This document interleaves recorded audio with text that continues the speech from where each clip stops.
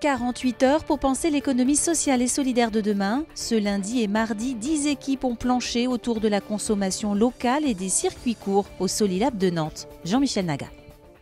Sur l'île de Nantes, voici le Solilab, un lieu de rendez-vous pour de futurs chefs d'entreprise, des porteurs de projets dans le domaine de l'alimentation et des circuits courts. Tu dois aussi dire que dans un local, tu as forcément du passage et ça traîne des centaines de personnes. L'équipe de Germain, par exemple, a planché sur un projet d'épicerie itinérante à Éric et dans la communauté de communes d'Erdre-et-Gèvres. On va investir dans un camion et l'aménager aussi pour qu'il puisse distribuer des produits en vrac, des produits secs, donc farine, sucre, et aussi tout ce qui est boisson, vin, bière. Juste à côté, une autre des 10 équipes encore en lice aujourd'hui. Ici, il est question d'une plateforme pour des producteurs et des distributeurs dans l'agglomération nantaise, un projet qui répond à un réel besoin dans les circuits courts. Un distributeur peut passer énormément de temps à trouver des producteurs, trouver son approvisionnement, alors que finalement, si c'est géré de manière plus collective, plus collaborative, ça peut prendre moins de temps. Hier encore, les membres de ces équipes ne se connaissaient pas. Ils ont payé pour participer à cet exercice en situation réelle, pour rejoindre tel ou tel groupe de réflexion autour de projets précis. Et cet échange de matières grises aura peut-être des effets positifs pour chacun d'entre eux. On est effectivement par rapport au contexte dans des gens qui ont des projets personnels pour des problématiques d'emploi aussi, parce qu'ils ont une volonté de, par ce projet-là, créer leur emploi. Et ça ne veut pas dire qu'ils vont pouvoir le faire tout seuls. Et finalement, au bout de ces 2 jours, ils vont peut-être pouvoir se dire que à 2 ou 3, le projet il peut être mené et que peut-être il est plus simple si on est 2 ou 3. Au final, 4 petites minutes pour convaincre le jury, 10 000 € à se partager pour les 3 projets gagnants et pour les 80 participants, sans doute bien d'autres idées d'entreprise à faire germer dans les mois à venir.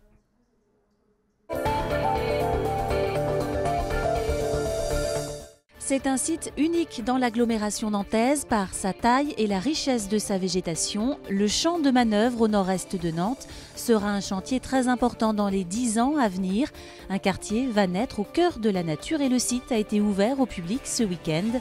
Jean-Michel Naga. Le champ de manœuvre, le voici, un ancien site militaire qui était en friche depuis 30 ans, un site jusqu'alors très méconnu et qui représente 50 hectares de végétation entre Carquefou et le quartier Saint-Joseph de Porterie à Nantes. De l'extérieur, on a l'impression que c'est un boisement assez classique, assez banal en fait.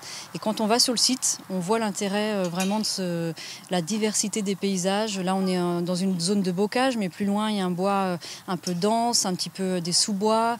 On a plein de paysages différents, il y a même des zones de prairies. Et cette nature sera au cœur du futur quartier du champ de manœuvre. Sur ces esquisses, voici l'aménagement prévu.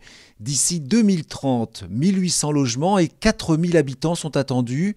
Un groupe scolaire, une crèche, des commerces.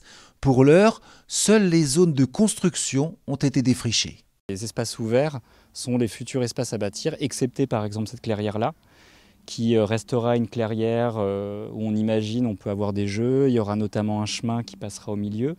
Et on rejoindra en tout cas un parc qui sera juste derrière. Il y aura une grande piste cyclable qui permettra de connecter notamment le lycée de Carquefou avec le collège de Saint-Joseph et qui passera juste derrière ici.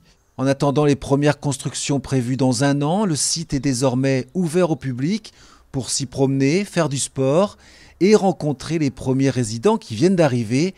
Une dizaine de moutons qui ont à leur disposition un enclos de 3 hectares en éco-pâturage.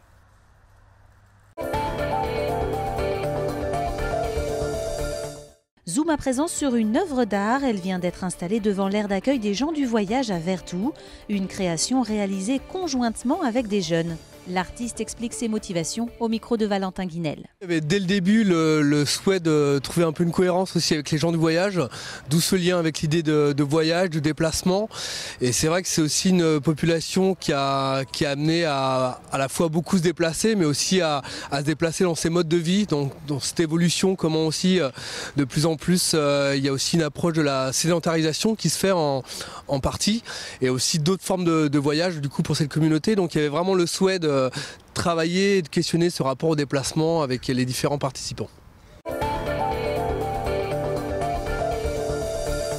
Le parcours du Tour de France 2018 a été dévoilé ce mardi. On savait déjà qu'il partirait de Noirmoutier et passerait en Loire-Atlantique après une course contre la montre de 35 km à Cholet. Pour la 4e étape, les coureurs partiront de La Baule le mardi 10 juillet, 30 ans après leur dernier passage dans la station balnéaire. Ils rallieront Sarzeau en passant par Pontchâteau, Blain, Nozay et Derval avant de filer dans le Morbihan. L'arrivée du Bélem à Nantes se précise. Le 3 mâts accostera en fanfare vendredi vers 19h30 quai de la Fosse. Une soirée d'accueil gratuite est organisée avec musique et buvette.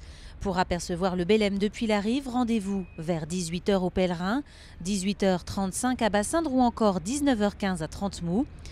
Pour être au plus près du navire, Finismer propose une navigation jusqu'à Indre, 10 € par adulte ou 25 € par famille. Renseignements sur le site marineetloire.fr. Le bateau restera à quai tout l'hiver, mais les visites ne seront possibles que les week-ends jusqu'au 5 novembre, ainsi que le 1er novembre.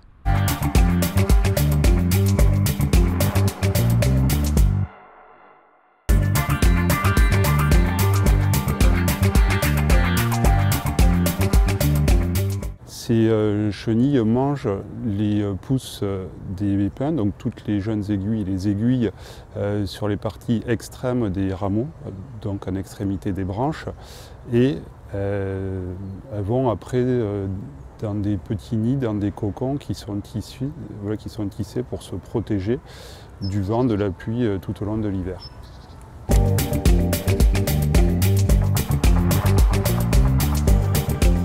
C'est un problème de santé publique avant tout. Ça cause aussi certains désagréments sur les arbres, donc sur les pins ou sur les cèdres. Ça crée certaines mortalités sur les pousses terminales des arbres et ça peut se généraliser un petit peu sur les arbres affaiblis par aussi d'autres maladies. Donc c'est dans un premier lieu la santé publique, mais ça peut aussi être par rapport à la santé des arbres. La santé publique, quelques précisions. Les poils urticants des chenilles peuvent être... on peut toucher les chenilles processionnaires, soit le jeune public ou les adultes même, des fois, peuvent être au contact de ces poils urticants qui vont créer de fortes démangeaisons, des brûlures. Et même pour les animaux, ça peut aller jusqu'à des dégâts un petit peu plus importants au niveau de leur muqueuse. C'est pour ça que nous privilégions la lutte dans les lieux qui sont fréquentés par le public et surtout par le jeune public, donc dans les crèches, dans les écoles, les squares ou les parcs à proximité des aires de jeu.